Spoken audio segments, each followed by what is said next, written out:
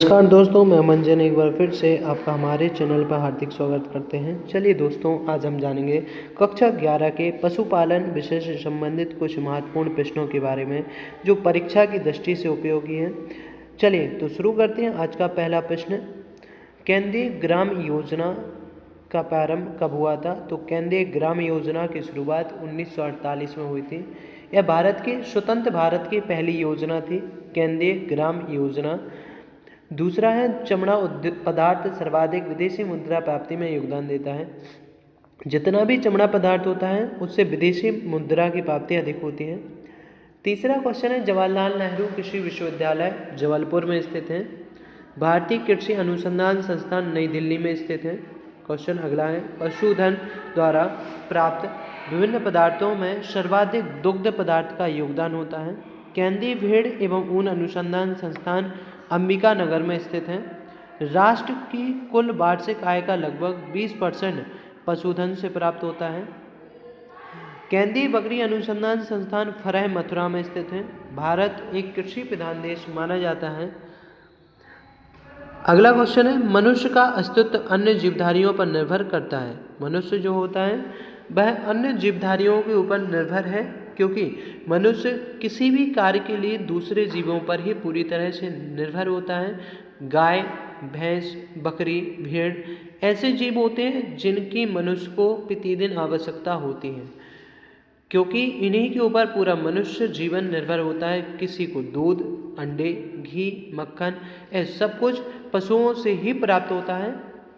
अगला क्वेश्चन है, गौ सदन योजना का प्रारंभ किस सन में हुआ था? तो गौ सदन योजना जो थी 1952 में शुरू की गई थी।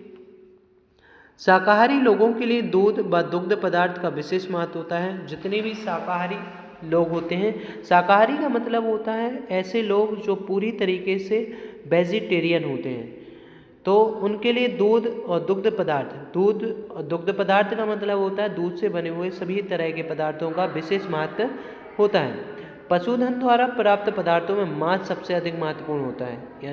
इसमें पशुधन द्वारा प्राप्त पदार्थों में मांस सबसे अधिक महत्वपूर्ण का मतलब है पशुओं का उपयोग मांस उत्पादन के लिए भी किया जाता है।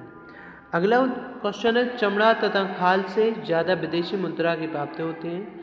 भारत में पशुओं की हीन दशा का कारण कुप्रबंधन है। हमारे यहाँ पर पशुओं की जो हीन दशा होती है, पशुओं का सही तरह से प्रबंधन न हो पाने का मुख्य कारण होता है उनका कुप्रबंधन होना, यानी कि सही तरह से प्रबंधन की प्रक्रिया का न हो पाना, जिससे पशुओं की संख्या बढ़ती जाती है और आवश्यक पशुओं के लिए जो सुविधाएं हैं वह नहीं मिल पाती हैं।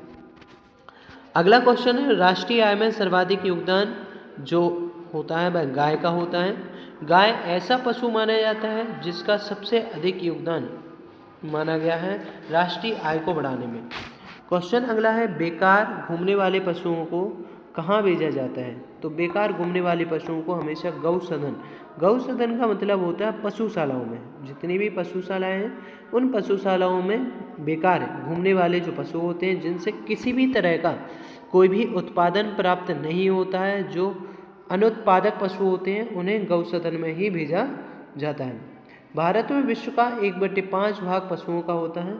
केंद्र योजना किसके इसमें क्वेश्चन है, केंद्र योजना जो है भारत सरकार के अधीन काम करती है, यानी कि केंद्र सरकार के अधीन कार्य करती है।